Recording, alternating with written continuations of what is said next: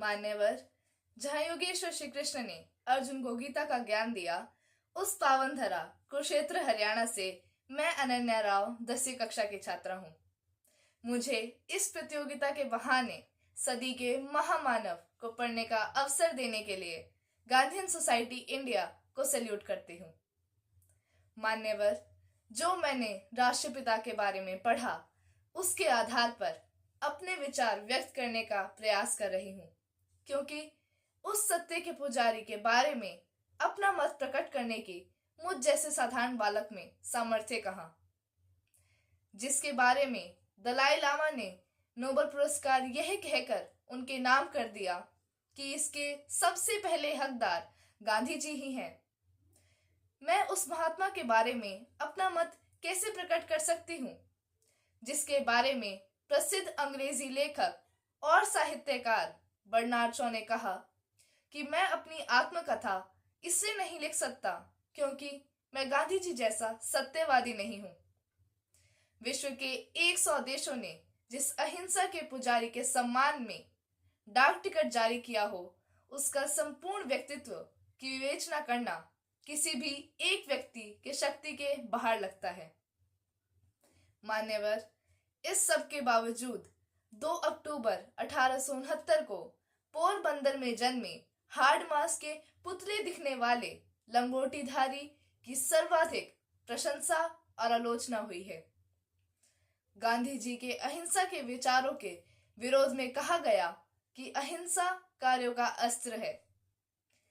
ऐसा तर्क देते हुए हम ये क्यों भूल जाते हैं कि दक्षिणी अफ्रीका के नेटाल में ट्रेन से बलपूर्वक बाहर निकाल देने के अपमान को चुपचाप सहन करने की अपेक्षा रंग भेद के भयंकर रोग के विरुद्ध लड़ाई लड़ना, डरबन कोर्ट में हिंदुस्तानी पगड़ी पहनने पर मजिस्ट्रेट के ऐतराज करने पर कोर्ट का बहिष्कार करना, दुनिया में जिस ब्रिटेन का सूर्य अस्त नहीं होता था, उसके राजा जॉर्ज पंचम के महल में जाकर यह कह देना कि हिंदुस्तानियों के सारे कपड़े तो अंग्रेजों ने चुरा लिए। क्या यह किसी कायर व्यक्ति के बूते की बात है? कभी कभी लगता है कि ऐसा करना कुछ लोगों के लिए व्यापार बन गया है। अन्यथा इससे बड़ा प्रमाण क्या होगा कि विश्व का कोई भी शीर्ष नेतृत्व पिछली 1 सदी में विचारों को जीवन में धारण कर दूसरों को रास्ता दिखाने वाले मार्गदर्शक गांधी की स्पष्ट रूप से आलोचना करने का साहस नहीं कर पाया है, क्योंकि गांधी खतरनाक हद तक मौलिक थे। एक बार गांधी जी और नेहरू चरखा चला रहे थे। नेहरू जी ने मजाक में कहा, बापू कुछ दिन और चरखा चलवा लीजिए, आजादी के बाद हम इसे खूंटी पर लटका देंगे। विचारों के लिए जीने वाले महात्मा ने कहा कि जवाहरलाल, आज मैं अंग्रेजों की जेल में हूं, तब मैं तुम्हारी जेल में रहूंगा। 2 विश्व युद्धों के क्रूर काल में उन्होंने अहिंसा का बीजारोपण किया। जिस वक्त देश में साम्राज्यवाद की जड़ें बहुत गहरे तक फैली हुई थी, उस दौर में स्वदेशी का मंत्र गांव-गांव तक फैलाने का अद्भुत, अद्वितीय और अनुपम काम को अंजाम दिया। जब कांग्रेस सहित सभी आजादी के नायकों की केवल अंग्रेजों की गुलामी से मुक्ति पाने के एकमात्र लक्ष्य पर निगाह थी, गांधी यरवदा जेल में दलितों के सम्मान की रक्षा के लिए उपवास करते हैं, तो कभी नई तालीम का प्रयोग करते हैं, कभी घर घर तक चरखे का काम शुरू करने के अभियान में जुटे हैं, कहीं ग्राम स्वराज्य का बीजारोपण हो रहा है। इस दौरान धर्म, आध्यात्म और संस्कृति पर चिंतन और अभ्यास भी चल रहा है। इससे हमें बापू के बहुआयामी व्यक्तित्व की झलक मिलती है।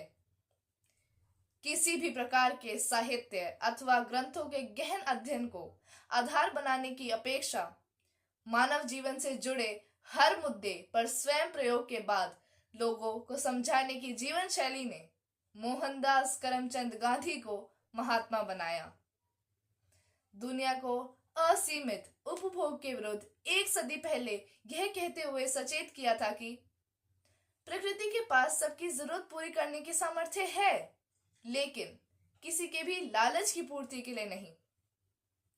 बापू के वचन, प्रवचन, ये सब हमारे दिए हुए शब्द हैं, जबकि गांधी जी केवल हर मानवीय मूल्य का अभ्यास करने में विश्वास करते थे। इस अर्थ में उनका ये कथन प्रासंगिक है कि मेरा जीवन ही मेरा संदेश है। महात्मा शब्द कोई संबोधन नहीं, बल्कि एक व्यक्तित्व की बुलंदियों का परिचायक है। एक अर्धनग्न व्यक्ति जो 1.5 सदी के बाद भी विश्व मानस पटल की सर्वोत्तम लोकप्रियता और ऊंचाई पर मौजूद है। इस अवधि में दुनिया के किसी भी कोने से भारत आने वाले अध्ययन दल बापू को समझे बिना वापस लौट नहीं पाया। ऐसे चुंबकीय व्यक्तित्व के बारे में केवल यही कहा जा सकता है कि न भूतो न भविष्यति। इसलिए मैं यह कहकर अपनी वाणी को विराम देना चाहूंगी कि जय महात्मा गांधी, एक बार फिर आनी चाहिए तेरी आंधी। जय हिंद, जय जगत। धन्यवाद।